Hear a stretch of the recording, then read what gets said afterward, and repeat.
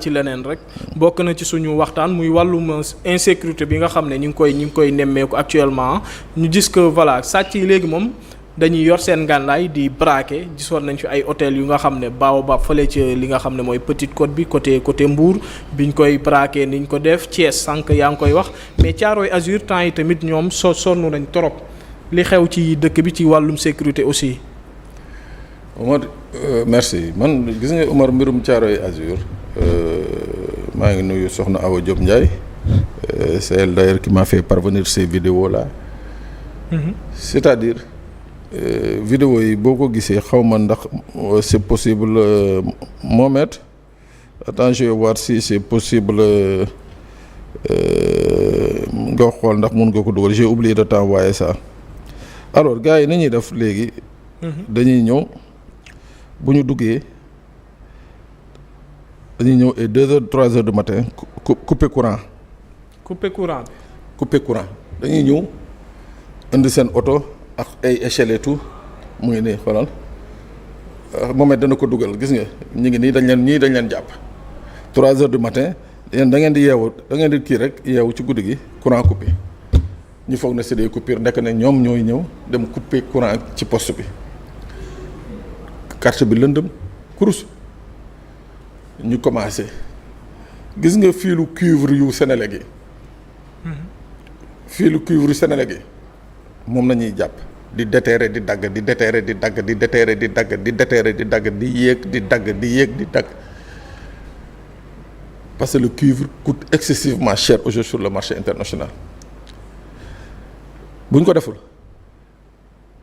agression yi c'est-à-dire bu ñu defee loolu kenn du génn nag soo génnee daañu la agressé ba mutu nga bàyyi sa bakkan c'est-à-dire Thiaroye Azur est devenu vraiment est devenu un repère de. image yi mooy voilà mu ngoog ñii dañ leen jàpp mais Omar imagine nga rek matériel ba ñuy yore seen oto ak seeni échelle. da ngay jàpp ne waa Senelec ñoo liggéey waaw 3 heures du matin ñu ñëw dagg courant bi.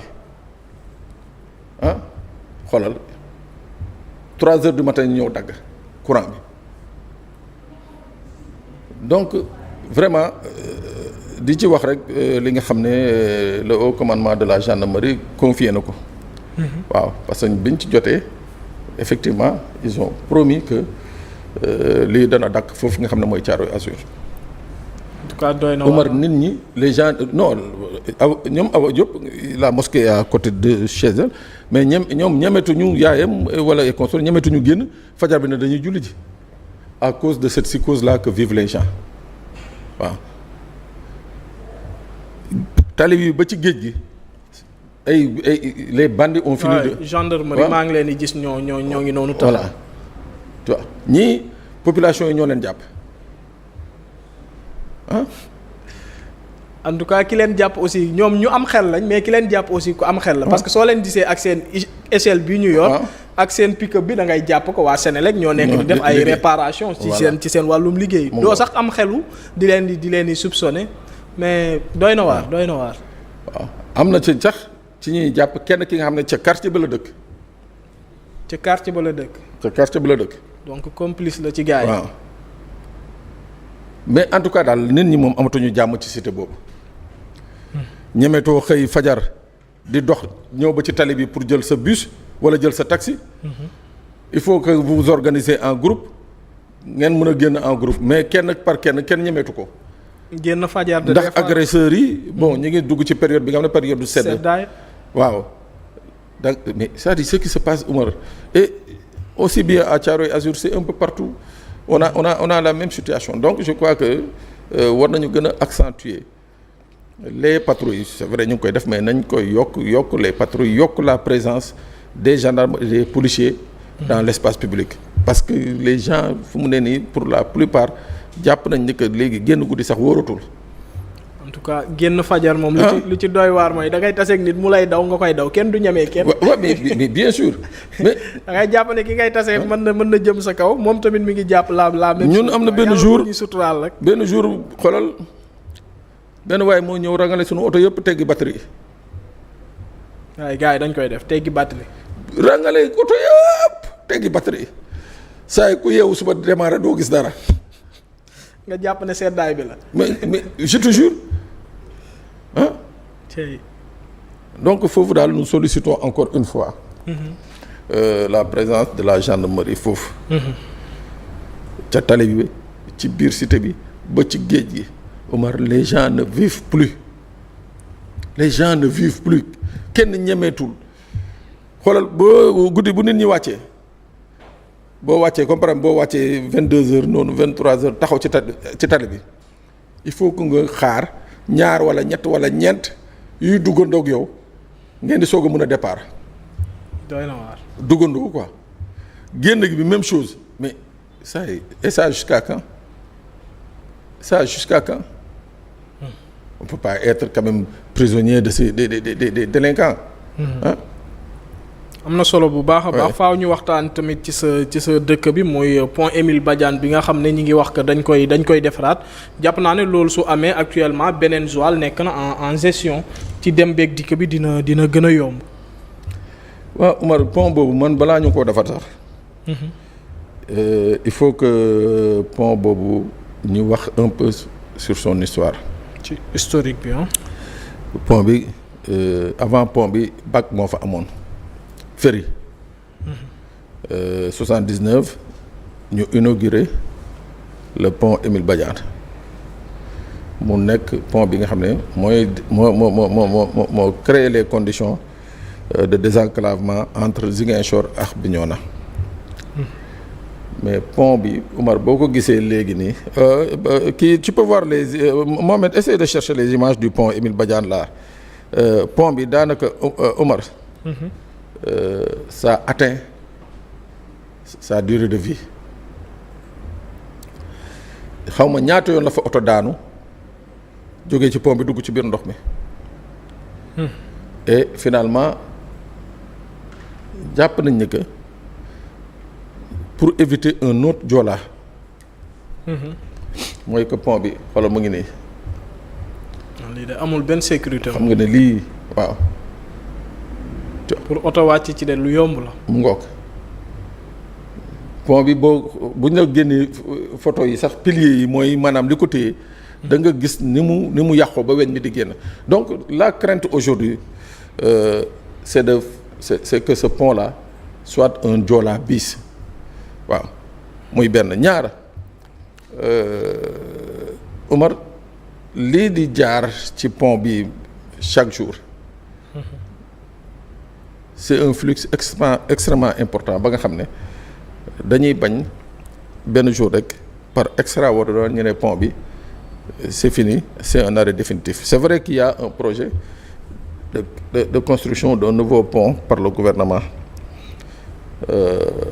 pont boobu jàpp nañ ni que war na commencer 2026 bi mais en attendant 2026 en attendant pont boobu ñu tabax ko ba mu pare. Omar qu'on prenne xoolal mu ngi nii qu'on prenne encore des gages. qu'on prenne la peine de jéem a encore mieux sécuriser ce pont là. waaw parce que bële pareegul commencé guñ ko. waaw commencé guñ ko. dañ ko annoncé donc nañu sécuriser ce pont là waaw. nañ sécuriser ce pont là parce que toogaat di xaar ba jéye am yàlla bu mu am. ñiy masawu wala di jaale ay njaboot je crois que mun nañ ko éviter et pour ça.